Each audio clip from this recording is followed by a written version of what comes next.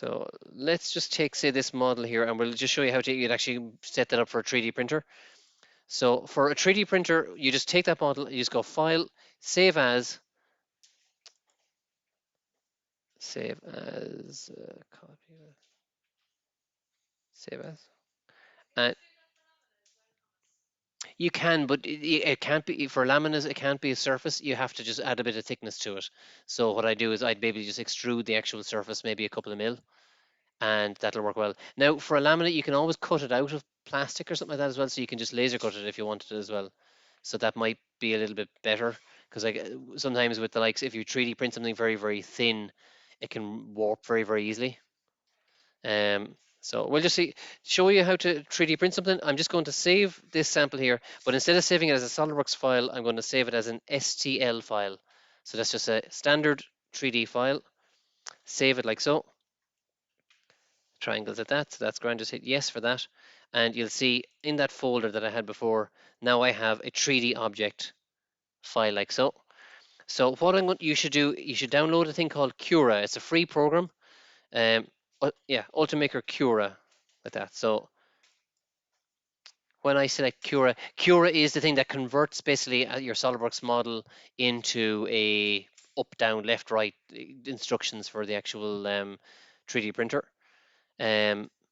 So Cura. If you just go into, just type in Cura download, and you'll be able to download the software for free. It's a free software. Just let that tick over there. And let's look at this. She's pretty slow. I suppose there's a lot going on at the moment.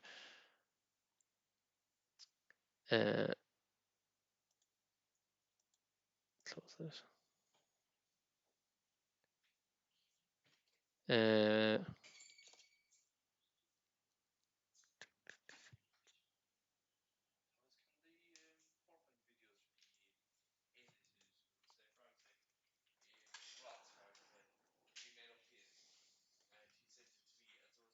Mm-hmm.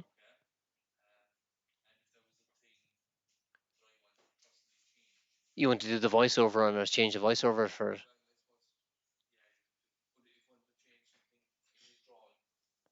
You can do, yeah. You can edit videos. You can stitch videos together within PowerPoint.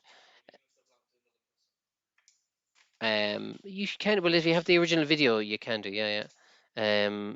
You can trim it down so you can shorten it and stuff like that, and you can and combine two together. So what you do is if you had a bit in the middle that you want to get rid of, you could basically take his bit, trim it down to the bit where the mistake happened. You have a copy of it, trim it up to the bit past where you're happy with, and then just put the two together, say. Um, so in your Cura like that, so there's Cura open like that. And all I'm going to do is going to open the file that I just saved. So on my desktop there, I have it saved here. Sample developments. There it is. It's the only 3D one like that.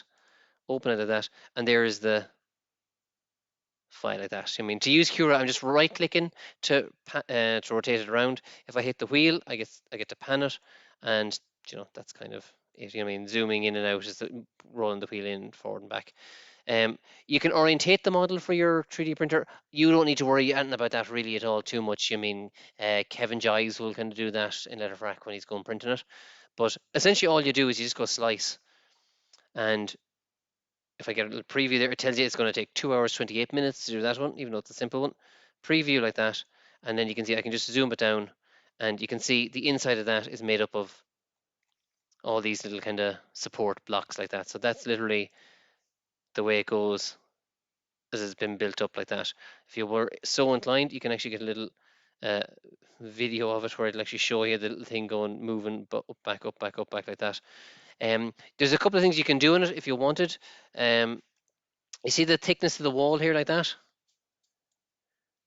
Sometimes I find, if I want a model and it's like, I'm a bit worried that it's going to be a bit kind of flimsy or that, you can go up here to your uh, edit button here like that, and you can actually change the wall thickness. So the wall count, you can change that to 3. And if I go slice, then again, it'll give me the preview of that. And you can see it's added an extra thickness to the wall. So that's kind of handy. I mean, that means that the wall is going to be that bit thicker. It's going to just, it's going to last a bit longer in schools. The actual fill here like that at the moment, that is the infill. At the moment, that's at 8%. You mean if I was to increase that to say like 10%, you can see it's going to slice then again. It's going to just basically add more kind of crisscrosses like that. So let's say if I went from 10 to 30%, let's say 30% slice like that there. Like, I mean, now you can see that's gone from 2 hours to 4 hours and a half. You mean, and it's using twice the amount of materials, for no extra strength really. To be honest, like I mean, 8%, 10% is totally grand for like I mean anything that you're going to do here. You're not going to be standing on it. Like if you were going to like 30%, you could drive a car over. To be honest with you, it's not going to go anywhere. But it is going to take longer, and Kevin doesn't like running programs during the night, so he's going to be kicking your model off for longer. So you're better off kind of keeping it at, your 8%, 10% is perfect. If you had an overhang on a piece, again, I wouldn't worry too much about it because Kevin will do an awful lot of this sort of crack anyway himself. But if I just select the object itself, um, and if I go to rotate the model here, I can either manually rotate it by dragging these things here like that, so by 90 degrees, or I can just select a surface, and I can just select a surface then, and it'll automatically kind of align it like that. If there was an overhang in the piece, the computer itself will calculate whether you need to actually have support for it or not. So if you just can click there, um, generate support, if there's a little tick box there, when I hit slice there now, if there's enough of an overhang, it'll put a little support piece, it'll build up a piece underneath it to support it. In this case here, that's gradual enough there that it doesn't need it. But that's it. I mean, like all I do then is go File, and I go Export, and I'm exporting it as a G code file. CNC machines, laser cutters. I mean, the G code is basically what they read as. That's where does the actual thing need to be at a particular time, left, right, up, down. That's your G code. So if I save the G code file, that's what you'll be sending on to Kevin. So you'll send them the STL file, and you'll send them on the G code file. Send him on the STL file in case he needs to tinker around with something with it. But the G code file is all he'll need for that, and that's literally it.